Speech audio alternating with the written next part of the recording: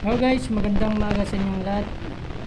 Mga pala si Anton X1 TV. So, sumada tips tayo ulit mga guys. So, ipapakita ko sa inyo ang labas kagabi. Yan, 36.7. Pecha 25.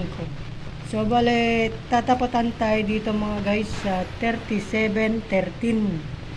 Ayan. So, kung mapapansin nyo mga guys, yung mga labas na numero ay puro sumada lang. Nakuha sa tinapatan, katulad nito mga guys,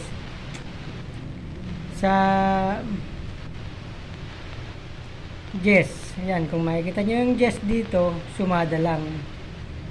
Yan, ginawang 28. Tapos yung 7 naman, sumada lang din yan sa 34 at 16.